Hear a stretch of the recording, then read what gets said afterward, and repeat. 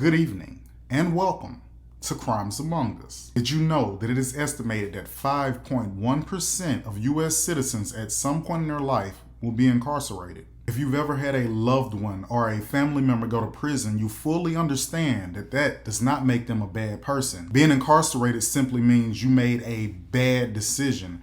And it's many times that our youth, our young people stray away from doing the right thing. And sometimes they end up in a bad situation. When you're in prison, no longer do you belong to your parent. You don't belong to yourself. You belong to the state. You are state property. Once they go behind those walls, they're there to protect themselves. No one will see about your child, I promise you. It happens way too many times. And sometimes the people that are in place to protect your child, the COs, are just as dirty as the inmates. This is a story of alleged corruption and murder in Ohio. Malcolm Alexander Willis of Chillicothe, Ohio, born December the 20th, 1999, to Victoria Bristow and Sharif Willis Sr., a naturally gifted athlete. Malcolm played football and was placed in judo at a very early age. Come on, X, run the ball up the middle. Run, baby. Run. Go, Malcolm, go! Come on, Malcolm! Come on, Malcolm! Don't let him roll you! Don't let him roll you! Don't let him. There you go! There you go! There you go! Good job, boys. Good job, guys! Good job, guys! Come on, guys! Come on, Malcolm, you got to throw him! There you go! That's it, right there, baby! Good. Oh, Malcolm. Good job, boys!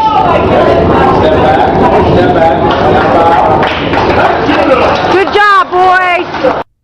A style of unarmed combat, modern Japanese martial arts. According to his mother, his instructors, white males begin to show their racist ways against Malcolm. She pulls him out to protect him from supremacists. During a hearing in 2020 by officials in Ohio, the question at hand, whether to declare racism a public health crisis in Ohio. A Republican state senator, Steve Huffman, allegedly referred to the colored population and questioned whether they get COVID-19 more often because they do not wash their hands as much. Huffman, an emergency room doctor who represents a district north of Dayton, Ohio, his remarks, which came during the widespread protests calling for racial justice and equality following the death of George Floyd. Dr. Huffman is terminated. His comments are wholly inconsistent with our values and commitment to creating a tolerant and diverse workplace. Malcolm, a young adult and a devoted father who had just had a son, a newborn, still bonding with his father. His 3-year-old baby girl, she was the apple of his eye. This is my baby girl. Yeah, my baby girl.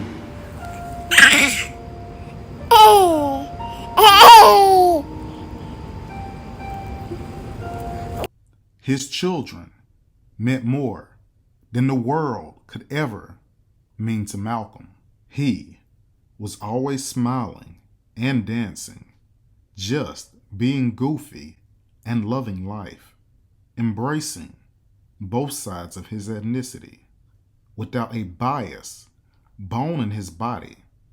He inspired to become a youth mentor for children who had experienced trauma.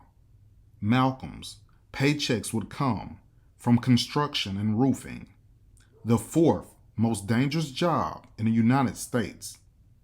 However, Malcolm's tragic story begins when he receives a misdemeanor charge for an OV under criminal law in Ohio, operating a vehicle impaired, which can apply to any individual who is suspected of being impaired while operating a car, a bicycle, a horse-drawn carriage, or any other vehicle, motorized or otherwise, meaning if your keys were accessible and you were in the driver's seat with the radio on, you are operating that vehicle, you go to jail.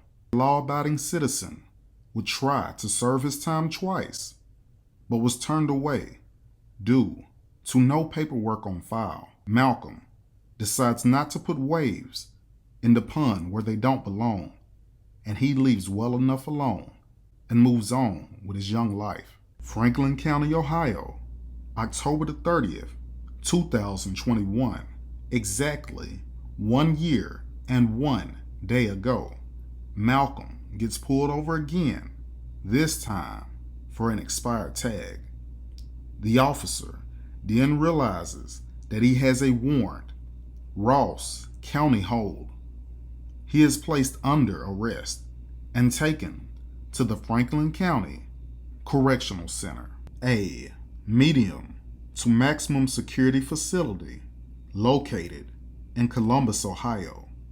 When he arrives, he is placed in a pod with high-level felons and gang members, where he was allegedly brutalized, harassed, and starved as other inmates would take his food.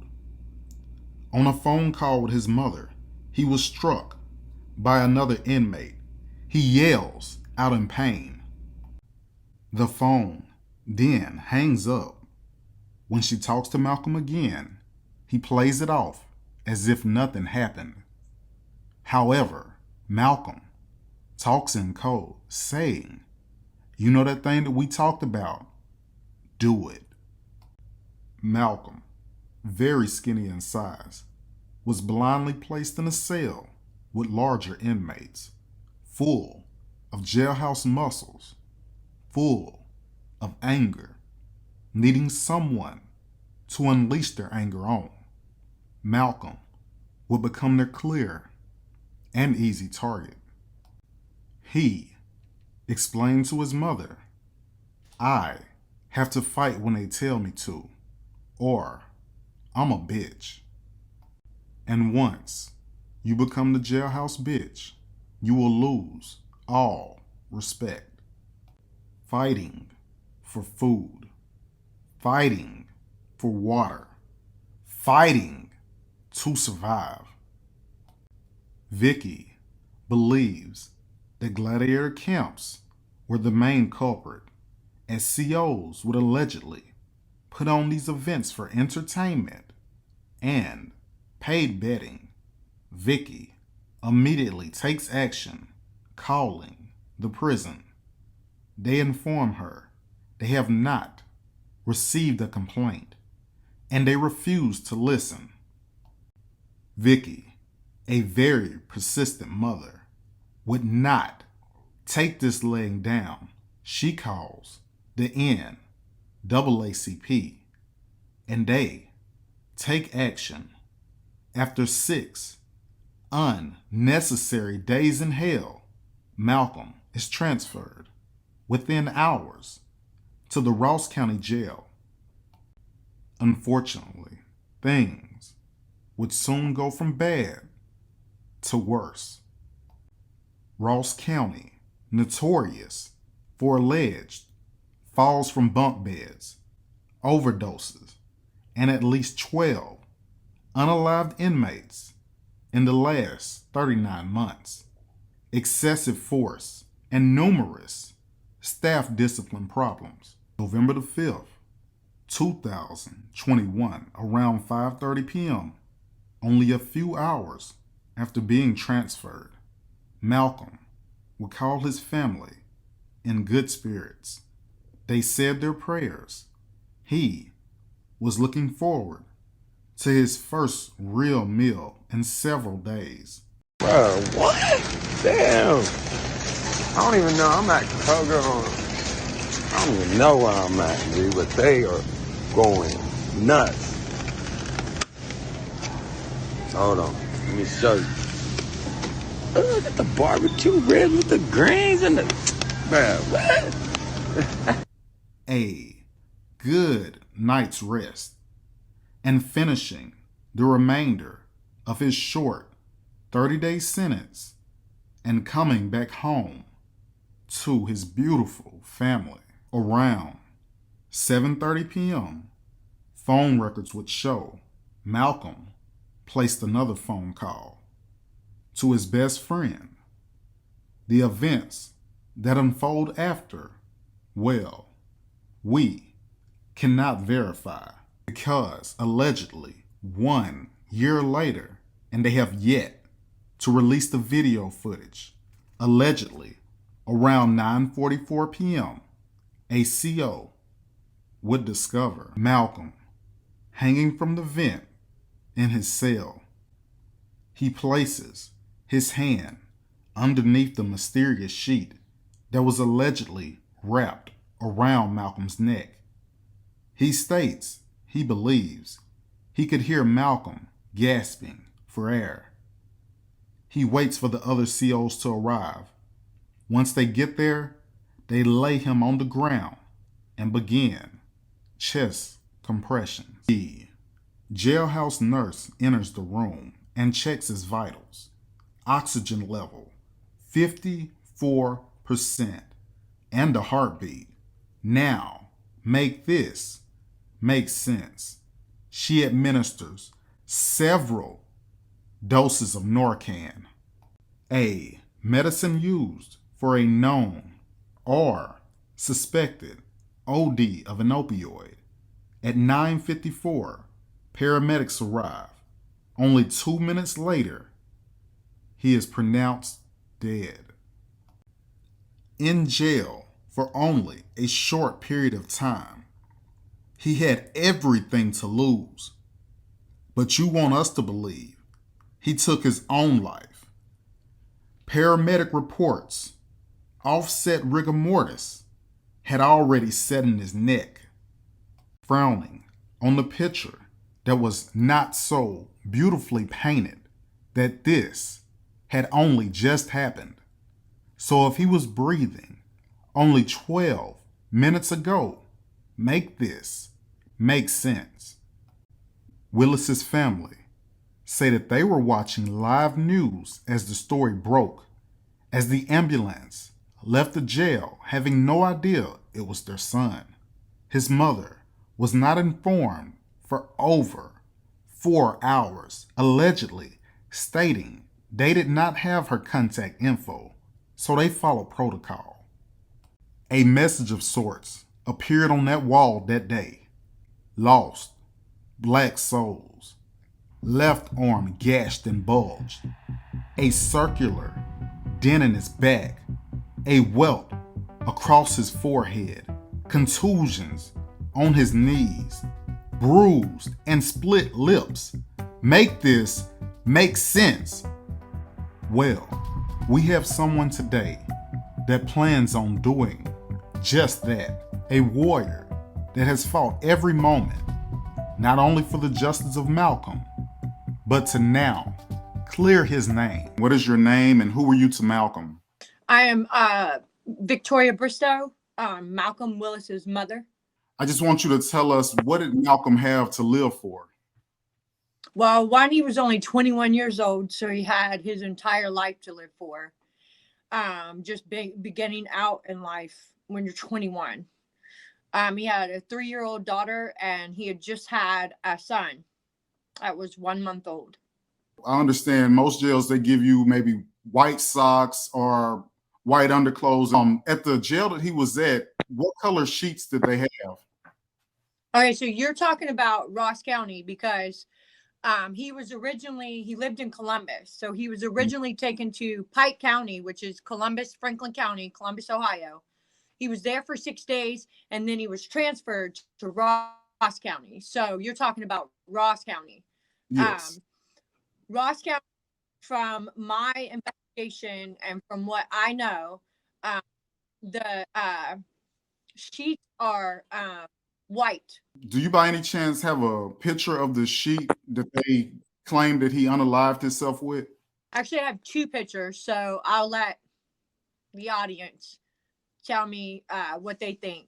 The picture that I'm going to show is the one who's holding this is the coroner, the investigator that came there that night that they said Malcolm unalived himself. So this picture that I'm about to show you is actually taken inside of Ross County. Yeah, that's definitely a brown sheet. Okay, so the next picture I'm going to show you, and these are all sheet pictures, is a picture of a sheet.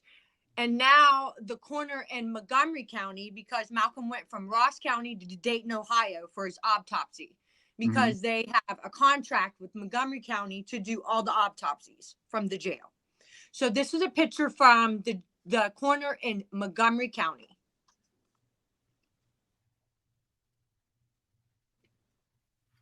And that picture almost looks orange. This is the one I just showed you. And then you see, I'm backwards here. This is what they said he used. All right, so did they keep this stuff so they can analyze it and see if everything matches up as far as if he Hold hung on, we're his gonna get. So certain hold way? on. I want to show you real quick, okay? So what I'm about to show you is I'm going to show you the length and where the wall was at, okay? Now Malcolm was 6 foot. His normal weight was 175 to 180. He was 6 foot. He was tall and he was lanky. So this picture is of the wall. Right here's the wall they said he was on. Okay. Now, this is where they said he hung himself at. There's the wall, and he would have been, now I'm backwards, but give me a minute. He would have been right here, and you see there's a desk, okay? Right, so that's right next to the floor. Yeah, so here's the vent. Can you see it? Okay, I'm trying to get up close. You see it. Now, I actually took a picture and blew it up to see it, and there's this much of the fabric hanging from the knot on the out, but this is it right here. So I'm going to show you again the vent. And do you see this? I want to point this out too. Okay, look, do you see this over here? What does that look like to you? It almost looks like some kind of, to be honest, like some kind of female stuff. I'm not sure. It's maxi pads inside of a male jail. So let me show you a close-up. I'm going to try to show you without. There's the toilet. I don't understand why they would have that inside of a male's facility. He was in there less than 9 hours. So my question is, why was there maxi pads around the toilet? How did they get there? I do know that when I talked to Malcolm, he said he was an entire pod by himself. And I said, it was weird to me. I said, a pod? And I asked him, I described a pod. I said, that kind of pod, Malcolm? And he said, yeah. So he said, Mom, I don't like being by myself. I'm not okay with that. I want people to talk to. You find out what was going on. So I found out what was going on. It was because he had transferred from Columbus to Ross County for COVID restrictions. They needed him to quarantine. So that's why they were there, right? I would assume the maxi pads. I don't know. My questions have never been answered on that. And when he was found in a pod with other inmates in a cell by himself. When the coroner found him, when the coroner came in. Right. So the pads have never been answered to me. It's weird to me why they're there. And the sheet, if it's the lighting or whatever, look different to me. The sheet has been destroyed. It's gone. The coroner destroyed it. and he did not test it. And I actually got to hear the coroner talk about the actual exam he did on Malcolm. And that was one of the questions. I wanted to know where the sheet was. I wanted to get the sheet. I wanted to send it off and have it tested myself. And it's gone. It was destroyed, is what he told me. And it was 6 months, 5 to 6 months into Malcolm's passing that it was destroyed. Now, here's the thing. I put in for next of kin for all documentation, all pictures from both corners. And I got a flash drive. And that is how I got all the pictures, all the reports from the detective, from all staff that was on that shift that night, not day shift. I still need day shift, but all shifts that was on that night, and from the EMTs that showed up that night. So it was about 5 to 6 months into it when I got that flash drive. Now the sheet's gone. He does have fingernails and other things, samples that he took from Malcolm's body, but he's never tested them. He never tested them. They're just sitting. That's unbelievable. It's like they're just trying to wipe this off the face of the earth. Nobody wants to deal with it. Could you kind of tell me about, they said that there was rigor mortis that had already set in with Malcolm. They also reported that he was breathing. So I just don't understand how you could have rigor mortis that quickly. Yeah, I'll explain it. So they're saying that the last time they seen Malcolm, now I've developed PTSD, and at the time of Malcolm's death, when he was in Franklin County, about 5 days into his staying, me and Brooke, his best friend, and his son's baby's mom noticed that something was off. So they called me and was like, Vicky, something ain't right, because we were giving him money. So without him telling me what was going on, he told me. So there was, you want to call it a fight club or a gladiating camp, whatever you want to call it, was going on. Some people call it a fight club. Other people call it a gladiating camp. They're both the same thing. So what that is it's where inmates fight for everything. So you got some inmates that run an entire pod, and they have to fight for everything. And my son and another boy that were the two smallest ones in there were fighting all the time, 3-4 times a day. The reason why I know this is because it was on the phone. It's recorded. If Columbus would release the phone calls, everything would be there to prove it. An inmate was yelling and screaming at my son to get off the phone. And then when I reported it to the COs, after I reported it, the COs at Columbus, that night I reported it, turned the phones off, and they had never turned the phones off before. He was calling me all hours of the night. But when I reported that, they turned them off that night. So I was getting up for work the next morning after 2 hours of sleep. And he called and he said, was trying to convince me he was okay, but there was 2 inmates around him. The one inmate hit him. My son screamed, dropped the phone. Inmate picked up the phone and said, "Oh, Mama Deuce, he's always playing." I'm screaming bloody murder at this inmate, screaming at the top of my lungs. He hangs up the phone. So then Malcolm calls me back and he says, "Mom, I'm okay. I'm okay. I'm okay. I'm just really small, and my side, I'm smaller than them." So after that phone call, I tried to go to work that day. I was there maybe an hour and a half, 2 hours. I couldn't. I was sick to my stomach. I went home, got on the phone. I called, they got like a social services for the prisoners there. I called them. I talked to them. Nobody would do anything. This is what they kept doing to Malcolm. They were pulling him out of the pod in front of the inmates, asking him, is there a problem? Are you okay? And then sticking him back in the pod. Let's talk about it. You don't do that. No. I mean, the law enforcement, you guys want to pretend like there's no code. There is a code in prison. Oh, I'm sure. There's a code. No snitching, period.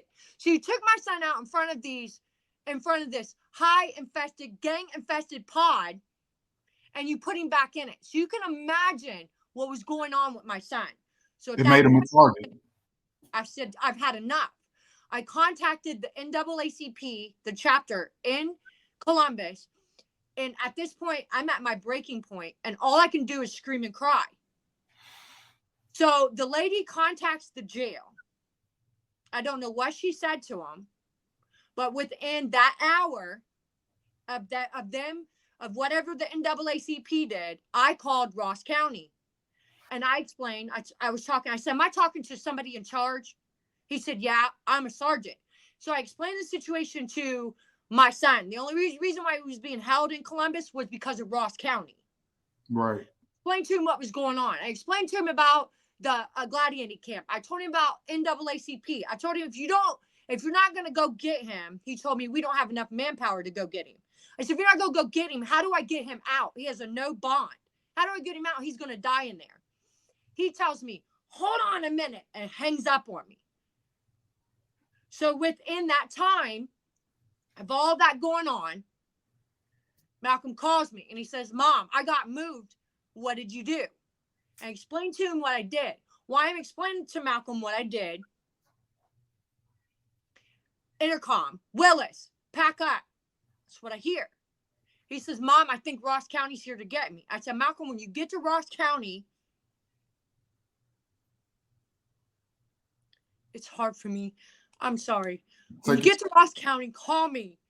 All right, Mom. So he got to Ross County, called me. That's just a serious part of the case that I needed people to hear. What I just told you is very important. Yes. I just put it that way. But the rigmarole that was in his neck. Thank you. So they're saying the last time Malcolm, the COs, the jail is saying the last time Malcolm was seen was at 4:30. No.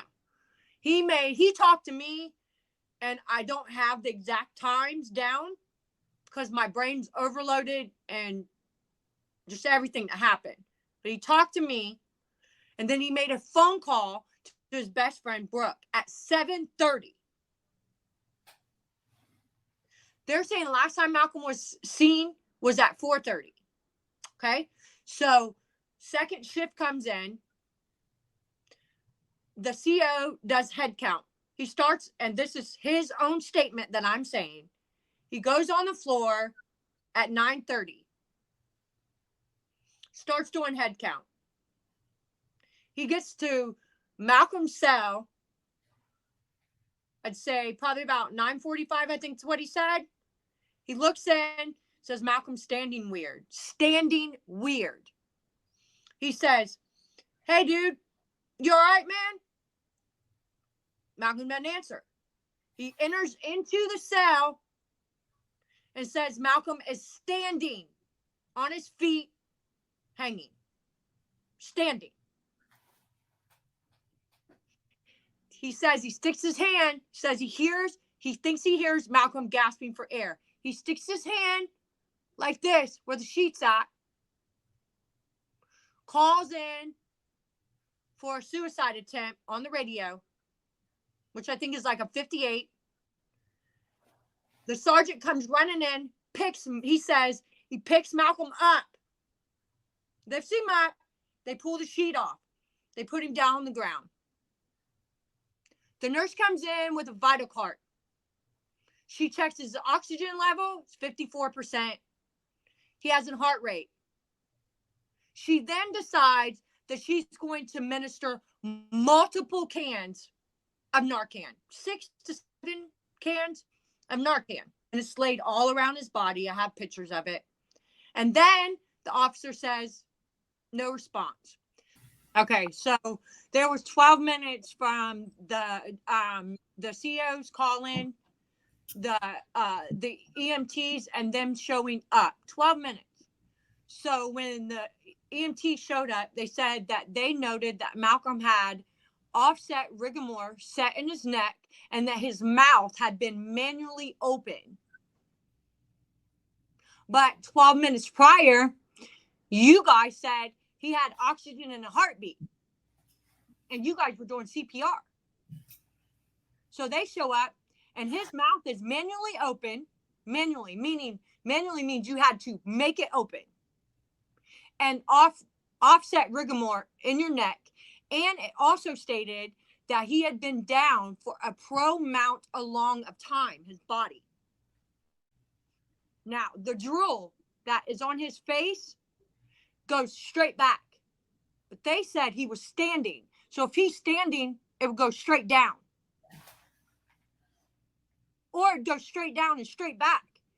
Straight back. Yes, that doesn't make, I mean, any sense whatsoever, especially that timeline. I mean, I'm not a detective, but it implicates that he had been dead for a long time. Yeah. So I'm going to talk about something that I haven't talked about yet. And that I feel is important because it makes no sense to me. But it's in the document, so it's already documented. So in the document, it states that Malcolm asked for several things over the intercom. He asked for a remote to turn the TV on. He asked for a commissary, and he asked for a nurse to come and evaluate him. They told him how to do a kite, and this is all documented. Told him how to do a kite to get a medical nurse in. So they said that they called a medical nurse in. She came and evaluated Malcolm for withdrawals. Okay? So when Malcolm passed away, they found a small amount of fentanyl in his system. So how is that possible? That's why I'm talking about it, because it makes no sense at all to me. Whether he was in a pod by himself or if he was in a pod with other inmates, he was under strict quarantine for COVID, because, not saying he had COVID, but because he had to be under quarantine. So he had no reaction to anyone but the COs. Very sensitive for me and my family because we have no understanding of it. I understand. Well, I thank you for sharing that with us. Vicky, so you've been the one that's been dedicated to fighting for the justice of Malcolm. Do you have a social media where anyone could reach you and help support what's going on? Yeah, I have a TikTok. It's called Justice for Malcolm Willis. It's his page. And then also Facebook. I do most of my work on TikTok. So he also in my TikTok, I have a link tree. You click on it. I have a GoFundMe up for the fight for justice. And I'm the only one fighting for justice, not because I want to, but because that's a safe way to do it. Because of everyone that's involved. You have been the complete warrior mom for Malcolm. And I understand that you are a very spiritual person. So at one point, you actually reached out to a medium. And what stood out to me is almost immediately as he wrote down Malcolm's name, murder came to him. And also the number 4. Well, I didn't seek him out. A friend of mine, it just like divine intervention kind of happened. That's the only way I can explain it, because I was just in there and sat in front of him, and that's the first time I've ever done that. Wow. Be honest with you. So when and he's certified, by the way. So when I sat down with him, yeah, he did. He wrote he asked Malcolm's name first and last. And when he wrote his last name, he looked up at me and he said, "Is this a murder?" I was in shock. And number 4, he said that what he was getting was, he said, and this is weird to me because he said it was more than 2. He said there was 4 or more involved. During his reading, he also said that he felt prejudice. He could feel racism. He also could hear Malcolm talking to him and saying that this was completely unprovoked. He said it was racism. They labeled him. My son had tattoos. He was black. He had tattoos from, sleeves, tattoos on his hands, on his neck.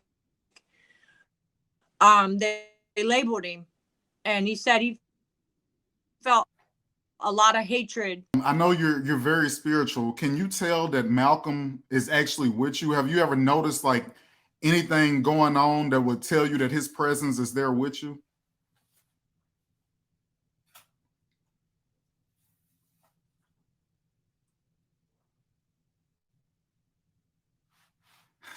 I believe we lost audio as soon as wow.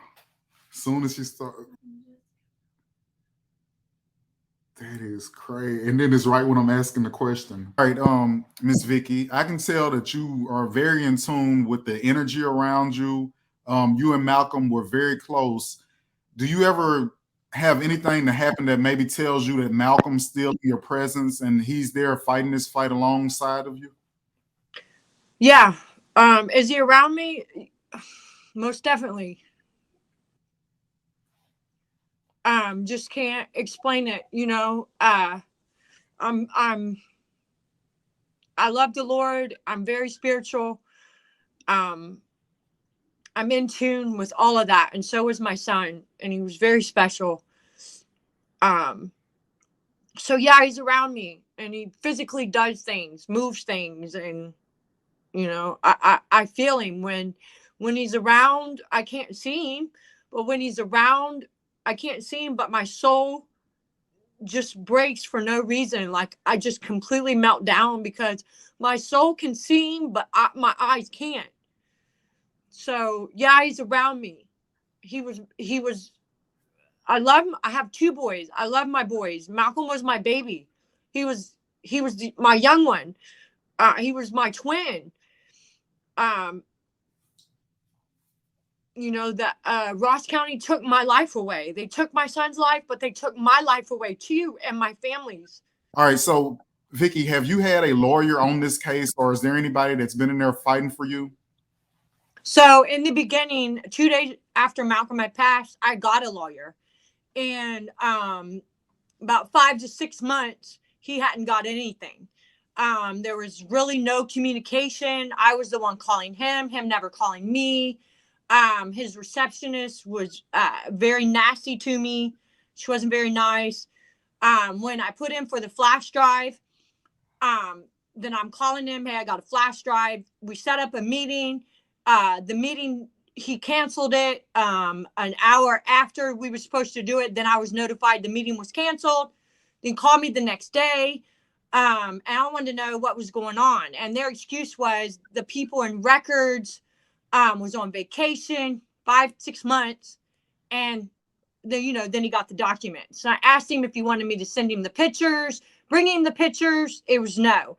He just didn't want to investigate it. So when I got the pictures, my son has marks from head all the way down to his body, all over, marks. So I want an answer about all the marks. Where did they come from? He didn't see no marks because he didn't have no pictures. So the more I got into it, asking about the marks, the more he was like, Miss Bristow, what are you saying? They murdered him? I said, I'm not saying that. What I'm saying is, are you going to investigate it? And it was never like an investigation on his end. It was all about whatever the sheriffs gave to him. Then he would investigate. So you wasn't going to go out and do your own investigation. I actually have an eyewitness to what happened to Malcolm. I have an eyewitness. She got out the next day after Malcolm passed. He played phone tag with her. Never took a statement from her, no nothing. And she was an eyewitness. She was in the hallway when everything went down. Wow. So the last conversation I had with him was, and I have proof of it, was he said this to me. And he said, Miss Bristow, if the COs murdered your son, the only thing that you're going to get out of it is them going to prison for life, and you will not get no money. You have no case. So I hung up and I had a meltdown, and I thought, you know what? How dare you? I'm not doing this for money. I got a lawyer because I thought it was the right thing to do. Protect and preserve and investigate. That's why I got a lawyer. So if you can't investigate these marks and you just want to take the jail's word for it and not investigate it on your And own. what is he even here for? Why do you even have a lawyer if that's the case? I understand. Like, there has been multiple unalivings and overdose deaths in this jail. Many of the families have taken money. I want to know what happened to my son. All right, Miss Vicky. So I know that you're looking now for a criminal lawyer. I want Jackson Pike to release footage and all phone calls there, because I know what happened there. They need to come clean about it. And I want Ross County to release all footage of body cam and in the jail from the moment my son stepped in until the moment they took my son out in a body bag. So the only thing I want out of this is complete truth and justice. And this is God's battle, not mine. I've already forgiven everything, because that is what God wants me to do, and that is what my son wants me to do. Because my son is in heaven, and he's around all of us, and he's forgiven everything. Everything. So me as his mother, who didn't lose their life, I have to do that. I want change in Ohio. I want change in Ross County. I want change in Columbus. I want healing. I want no more families to ever have to go through this, because this has consumed my entire life. I'm not who I used to be. I lost my life. I'm someone completely different, and I'm in my late 40s, and I am a new person. I have a void that I can never fill ever again. Malcolm is gone. But now I have his children. He has 2 children, and they deserve to know the truth. They are the ones to suffer the most that have growing up without a father. I just want truth, justice, healing, peace, forgiveness, and this to never happen again. And a new law about them cameras inside of them jails. Because if a police officer has an encounter on the outside in the streets, you can get them body cams just like that. But if you're inside of a jail, inside of them walls, you cannot. It's almost been a year, and I have no camera footage at all. That needs to change. On average, 40% of murders in the U.S. go unsolved. Once a case becomes cold, it is treated as a non-priority. The families that are left without justice need answers. Their cases deserve your undivided attention. Tune in next time and help me ensure what's done in the dark will always come to the light.